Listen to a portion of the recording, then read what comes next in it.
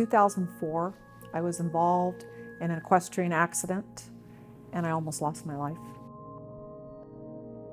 I was riding my horse in an arena during a lesson. She spooked at something. We never did figure out what, but she went one direction, I went the other direction, and unfortunately ended up under her feet, and I got trampled. I had significant injuries, significant enough that I was life-flighted to the closest regional trauma center and seen in the ER there for multiple injuries. I was just finishing an OR case when suddenly there was a phone call into the operating room where I was at that there was a major facial trauma being life-flighted down to the regional trauma center. And so I finished my case and I went down the hill to the trauma center to see the case, and I saw the facial x-rays and the chest x-ray, and I knew how severe this patient's injuries were. They were very grave. The most concerning injuries for me, of course, was the severe facial trauma that I suffered and loss of teeth and bone, all 4 front teeth and 3 teeth on the bottom, and I had multiple broken teeth as well. I was in the ICU for almost 2 weeks. The major surgery I had to put my face, my lips, my bones back together, I had while I was still in the hospital. When I got out of the hospital, I came home. My jaws were wired shut. I couldn't eat anything that wasn't blenderized for 6 to 8 weeks. I was in a lot of pain.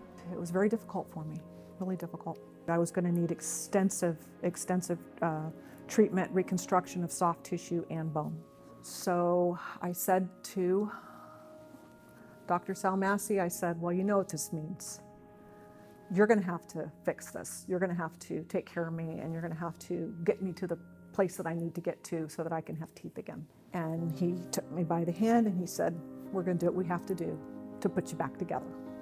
After taking down the first surgery that was meant to repair the area there, the blood supply was compromised. There was very little solid bone to work with.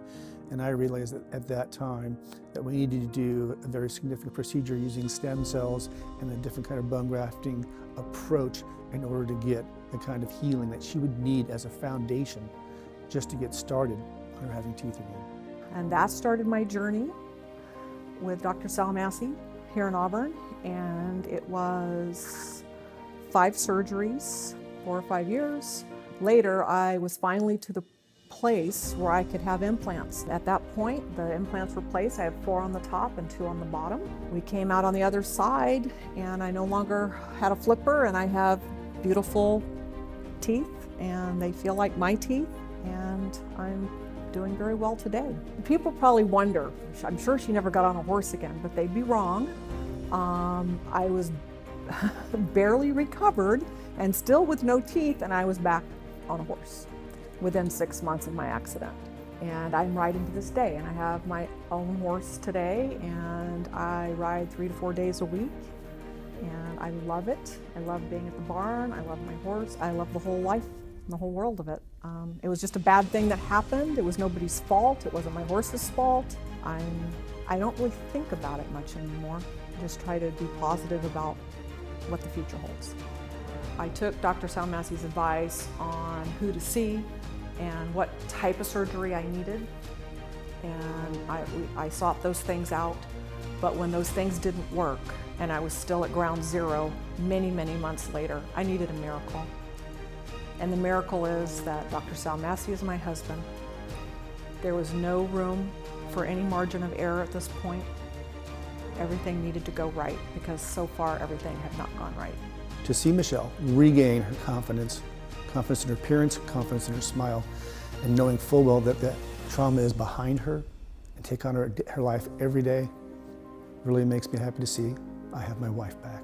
And Dr. Salmassy, my husband, took care of me with love and care and expert skill, and has left me with a beautiful smile that I have today.